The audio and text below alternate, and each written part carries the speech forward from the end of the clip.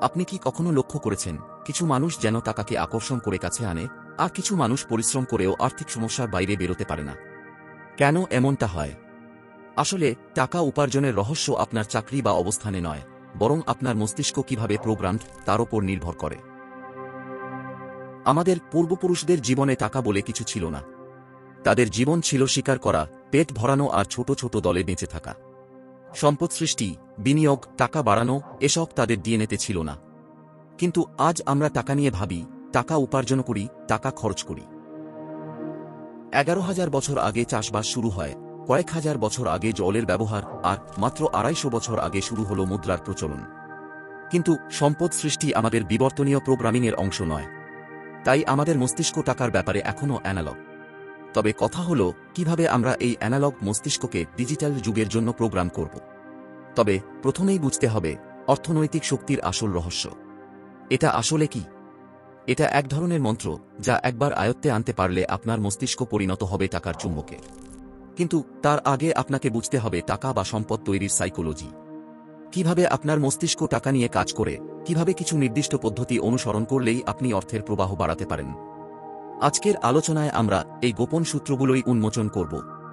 যদি সঠিকভাবে এই মানসিকতা রপ্ত করতে পারেন, তাহলে টাকা তৈরির কৌশল আপনার হাতের মুঠোয় চলে আসবে। চলুন ভিডিওটি শুরু করা যাক। নমস্কার, আমাদের এসআর স্ট্রিট চ্যানেলে আপনাকে স্বাগত।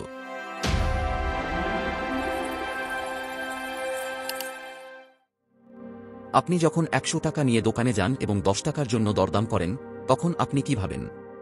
10 টাকা বাঁচালাম নাকি 90 টাকা খরচ করে ফেললাম? এই ছোট্ট ভাবনাই কিন্তু আপনাকে ধনী বানাতে পারে বা রাস্তায় ফেলতে পারে।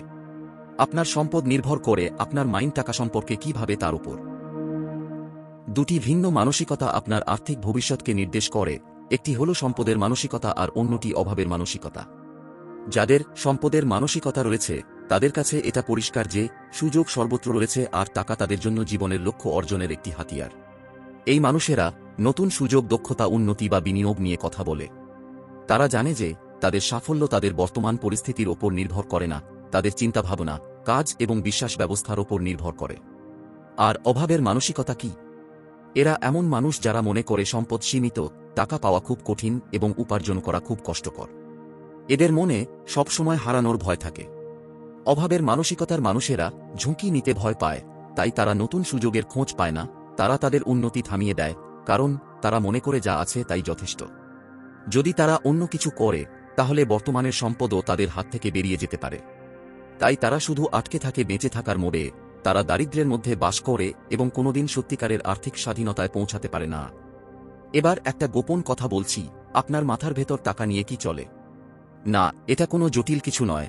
আমি আপনাকে নিউরোসায়েন্সও বোঝাবো খুবই সহজ ভাষায়। আপনার মগজে দুটি অংশ আছে, অ্যামিগডালা এবং হিপোক্যাম্পাস। ধরুন আপনি ছোটবেলায় দেখলেন বাড়িতে টাকা নেই বলে চেঁচামেচি, ঝামেলা। টাকার জন্য বাবা আর কাকার মধ্যে তুমুল ঝগড়া। আপনার মাথায় বসে গেল টাকা মানে চাপ, টাকা মানে ঝামেলা। তখন আপনার মগজের অ্যামিগডালা সেই ঘটনাগুলোকে আবেগের সাথে জড়িয়ে রাখে, আর হিপোক্যাম্পাস সেই ঘটনার বিশদ বিবরণ, যেমন কখন হয়েছিল, কি হয়েছিল, এগুলো মনে রাখে। তারপর কি হয় শুনুন। পরবর্তীতে আপনি যখনই টাকার কথা ভাবেন, অ্যামিগডালা সেই পুরনো আবেগগুলোকে টেনে আনে, আর হিপোক্যাম্পাস সেই ঘটনার ডিটেইলস আপনাকে মনে করিয়ে দেয়। ফলে টাকা নিয়ে ভাবলেই আপনার মনে চাপ বা ভয় তৈরি হয়। যেমন আমার মনে আছে, যখন আমাদের পরিবারে প্রচুর ঋণ ছিল, তখন টিউশন ফি জোগাড় করা, স্কুলের পোশাক, জুতো কেনাও কঠিন হয়ে পড়েছিল। সেই দিনগুলোর কথা আমার মস্তিষ্কে এখনো জড়িয়ে রয়েছে। অনেক ইতিবাচক কথাও রয়েছে, যেমন বাবা যখন নতুন বাড়ি বানিয়েছিল, তখন আমরা সবাই প্রচুর আনন্দ করেছিলাম। আরেকটি জিনিস বোঝা যাক, সেটা হলো প্রিফ্রন্টাল কর্টেক্স। যদি সহজ ভাষায় বলি তাহলে এটা হলো সিদ্ধান্ত গ্রহণ। আমাদের বাড়ি চারপাশের মানুষ, আত্মীয় পরিজন টাকা সম্পর্কে কিভাবে, টাকা নিয়ে কিভাবে সিদ্ধান্ত নেয়, ধনী মানুষদের সম্পর্কে তারা কিভাবে।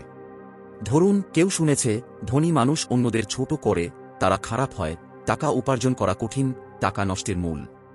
আবার কিছু মানুষ ইতিবাচকও শোনে, যেমন টাকা টাকা আনে, পরিশ্রম করলে টাকার অভাব হয় না ইত্যাদি। এই তিনটি জিনিস একসঙ্গে কাজ করে আমাদের মস্তিষ্কের ডিএফএন তৈরি করে, অর্থাৎ ডিফল্ট মোড নেটওয়ার্ক। সহজ ভাষায় বললে এটাকে বলা হয় মানি স্ক্রিপ্ট, মানে আপনার মস্তিষ্কে লেখা টাকার গল্প। এটা ঠিক করে দেয় আপনি টাকা পেলে খুশি হবেন নাকি ভয় পাবেন, জমিয়ে রাখবেন নাকি খরচ করবেন। শৈশবের অভিজ্ঞতা আর পরিবেশ থেকেই এই স্ক্রিপ্ট গড়ে ওঠে।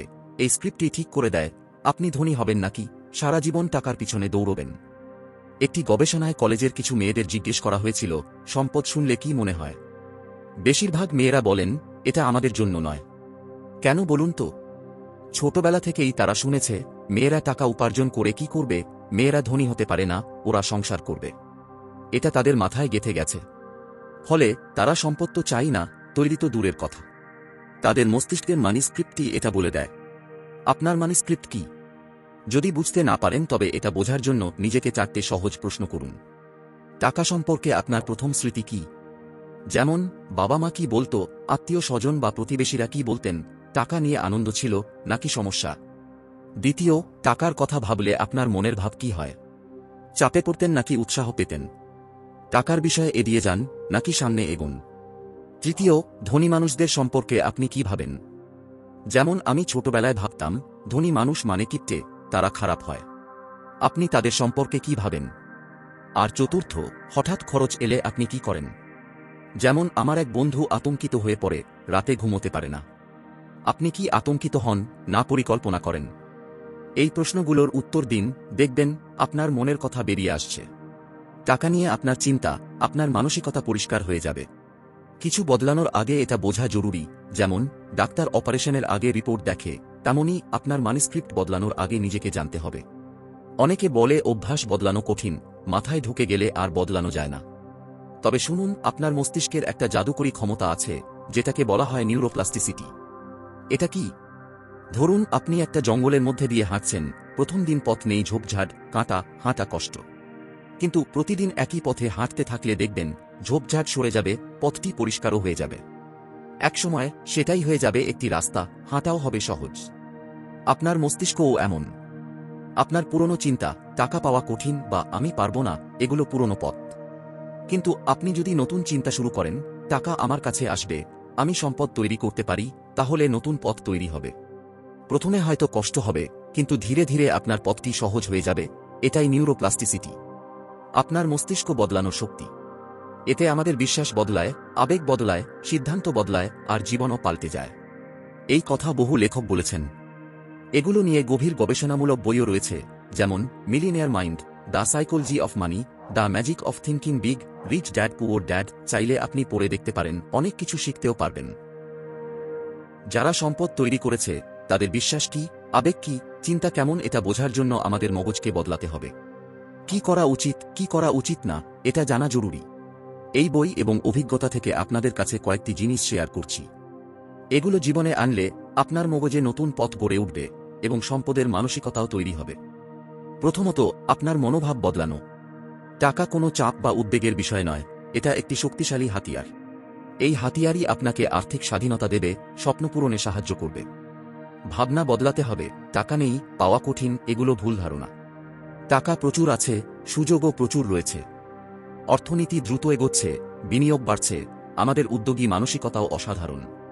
টাকার অভাব নেই, অভাব যদি কিছু থাকে তবে সেটা শেখার ও উন্নতির, আর সেখান থেকেই শুরু হয় বদল। কেন আমরা ভিডিও গেম খেলতে ভালোবাসি? কারণ একের পর এক লেভেল পার করি, জিতলে খুশি হই, আর পরের লেভেলে যাওয়ার এক্সাইটমেন্ট তৈরি হয়। ঠিক সেইভাবেই টাকা উপার্জনের ক্ষেত্রেও লক্ষ্য বা টার্গেট করুন। ধরুন প্রতি মাসে 1000 টাকা বেশি উপার্জনের টার্গেট নিলেন, মনে করুন এটাই আপনার প্রথম ধাপ। ধাপে ধাপে এগোলে শুধু টাকা বাড়বে না, গেমের মতোই মজাও পাবেন, আর একসময় দেখবেন বড় বিজয় পেয়ে গেছেন। দেখুন, যে কোনো স্কিলে এক্সপার্ট হতে হলে সেটা শিখতে হয়। কেউ মেডিসিন না পড়ে কি ডাক্তার হতে পারে? তাহলে যদি আপনি টাকা সম্পর্কে না পড়েন, বিনিয়োগ সম্পর্কে না জানেন, আর্থিক পরিকল্পনা না বোঝেন, তাহলে আপনি কিভাবে সম্পদ তৈরি করবেন? যদি ধনী হতে চান, তাহলে টাকা সম্পর্কে শিখতে হবে। প্রতিদিন 5-10 মিনিট হোক বা সপ্তাহে 1 ঘন্টা, আর্থিক শিক্ষাকে আপনার জীবনের অংশ করতে হবে।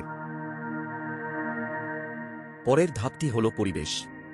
ধরুন আপনি যদি সবসময় এমন লোকেদের সঙ্গে থাকেন যারা ফিটনেস নিয়ে মোটেই ভাবে না, তাহলে আপনিও জিমে যাওয়ার তাগিদ অনুভব করবেন না। কিন্তু যদি আপনার বন্ধুরা নিয়মিত ব্যায়াম করে, স্বাস্থ্য সচেতন থাকে, তাহলে আপনিও স্বাভাবিকভাবেই সেই লাইফস্টাইলে ঢুকে যাবেন। টাকার ক্ষেত্রেও ঠিক একই নিয়ম কাজ করে। ধীরুভাই আম্বানি যখন স্ট্রাগল করছিলেন, তখন তাজ 5 স্টারে যেতেন চা খেতে। ওখানে তিনি ধনী মানুষদের পর্যবেক্ষণ করতেন। তারা কিভাবে কথা বলে, কি নিয়ে আলোচনা করে, এসব লক্ষ্য করতেন। কারণ তিনি জানতেন, যদি নিজেকে সেই পরিবেশে রাখেন, তাহলে ধনী মানুষের মানসিকতা ধীরে ধীরে তার মধ্যেও আসবে। দেখুন, এটা খুব স্বাভাবিক যে আমাদের চারপাশে এমন পরিবেশ নাও থাকতে পারে, আমাদের বাড়ির অবস্থা এমন নাও হতে পারে। তাহলে নিজেদেরই সেই পরিবেশ তৈরি করতে হবে। ধনী মানুষদের জীবনযাত্রা দেখুন, সফল ব্যক্তিদের কাহিনী পড়ুন, কেস স্টাডি জানুন, এমন জায়গায় যান যেখানে বড় কিছু সম্ভব মনে হয়। টাকা খরচ করা জরুরি নয়, শুধু সেই পরিবেশকে অনুভব করুন। একবার সেটা করতে পারলেই দেখবেন আপনার মানসিকতাই বদলে গেছে, তখন বড় কিছু করা আর অসম্ভব মনে হবে না। শেষ ধাপটি হল, আপনাকে সমাধানমুখী হতে হবে। আপনি ধনী হতে চান, পথে সমস্যা আসবেই, ভাবছেন সমস্যা ছাড়া হবে না, হবে না। কিন্তু গরিব থাকতে চাইলেও সমস্যা আসবে। একা থাকবেন, পরিবারের জন্য কিছু করবেন না, শুধু আরাম করবেন, তাতেও সমস্যা এড়াতে পারবেন না। তাহলে কি করবেন, কোন সমস্যাটা বেছে নেবেন? এবার আমি আপনাদের কয়েকদিনের একটি চ্যালেঞ্জ দিচ্ছি। আমরা যখন কোনো ভিডিও দেখি, জ্ঞান পাই, তারপর আমরা অনুপ্রাণিত হই, উৎসাহিত হই। এখন আপনিও নিশ্চয়ই ভাবছেন যে আমাকে সম্পদের মানসিকতা গড়তে হবে, অভাবের মানসিকতা ছাড়তে হবে, এই বিষয়গুলোকে জীবনের অংশ করতে হবে, আমার মানি স্ক্রিপ্ট বুঝতে হবে। কিন্তু পরের দিন আপনি অন্য কোনো জগতে ব্যস্ত হয়ে পড়বেন। তাই আমার মূল কথা হল, অন্তত আজ যদি আপনি এই ভিডিওতে সময় দিয়ে থাকেন, তাহলে কয়েকদিন বের করুন, সেই নিউরোপ্লাস্টিসিটি অনুভব করুন, নতুন নিউরাল পথ তৈরি করুন। আমরা কিভাবে এটা করতে পারি? আপনি যেভাবে স্বাভাবিক জীবনযাপন করেন, সেভাবেই থাকুন। আপনাকে যা করতে হবে তা হল সকালে 15 মিনিট এবং রাতে ঘুমানোর আগে 15 মিনিট সময় বের করা। সকালে উঠে শান্ত জায়গায় বসুন, 2-3 মিনিট শ্বাস প্রশ্বাসের মাধ্যমে নিজেকে রিল্যাক্স করুন, তারপর একটি নোটবুক নিন এবং লিখতে শুরু করুন। আমার মানি স্ক্রিপ্ট কি? টাকার ব্যাপারে আমার মনে কি ভাবনা আসে? ধনীদের সম্পর্কে আমার কি ধারণা? কোন বিশ্বাস আমাকে এগিয়ে নিয়ে যাবে? প্রতিদিন লিখতে বলার কারণ হল, লিখলে আপনি ভুলে যাবেন না। ভিডিও দেখার সময় বা গাড়ি চালানোর সঙ্গে সঙ্গে আমরা অন্য কিছু ভাবতে পারি, কিন্তু লিখলে আপনি যা ভাবছেন সেটাই লিখবেন, এমন সম্ভব নয় আপনি ভাবছেন একটি আর লিখছেন আরেকটি, তাই লিখবেন। এটা আপনার চিন্তাগুলোকে স্পষ্ট করবে। এবার কল্পনা করুন, সম্পদের মানসিকতা আপনাকে 5 বছরে কোথায় নিয়ে যাবে, আর 10 বছরে কোথায়। আপনি কি অর্জন করবেন? আপনার পরিবার, বাবা মা, স্ত্রী, সন্তানদের জন্য কি করতে চান? নিজের জন্য কি স্বপ্ন দেখেন? মনে রাখবেন, টাকা শুধু একটি হাতিয়ার, এটা সুখ বা দুঃখ নয়। আজ পর্যন্ত যা পেয়েছেন তার জন্য কৃতজ্ঞ হন, যা আছে তা নিয়ে খুশি থাকুন। আবার রাতে ঘুমানোর আগে 15 মিনিট আপনার দিনটি রিভিউ করুন। আজ আমি কি করেছি? এটা কি আমার আর্থিক মানসিকতা গড়ে তুলতে সাহায্য করেছে, নাকি কোনো ভুল করেছি? আগামীকালের জন্য কি পরিকল্পনা? এই রিভিউ এবং পরিকল্পনা আপনার নিজের কোচিংয়ের মতো কাজ করবে। কেউ সব সময় আপনার পাশে থাকবে না, কিন্তু আপনি নিজেই নিজের সেরা গাইড হতে পারবেন। এই চ্যালেঞ্জটি শুধু কথার কথা নয়, উৎসাহর জন্যেও নয়। এটা যদি করতে পারেন, আপনার জীবনে বাস্তব পরিবর্তন ঘটবে। যদি আপনি অভাবের মানসিকতা কাটিয়ে সম্পদের মানসিকতা গড়ে তুলতে চান, তাহলে এই চ্যালেঞ্জটি গ্রহণ করুন। এটি করলে নতুন নিউরাল পথ তৈরি হবে, আর্থিক সচেতনতা বাড়বে, জীবনের লক্ষ্যগুলো স্পষ্ট হবে, নিজের উপর বিশ্বাস বাড়বে। আর একদিন সত্যিই দেখবেন বিশাল সম্পদশালী হয়েছেন। বন্ধুরা, আজকে এই পর্যন্তই। ভিডিওটি যদি আপনার উপকারে লেগে থাকে, তাহলে অবশ্যই লাইক করুন এবং আমাদের চ্যানেলে নতুন হলে সাবস্ক্রাইব করুন। দেখা হবে পরবর্তী ভিডিওতে। ভালো থাকবেন। নমস্কার।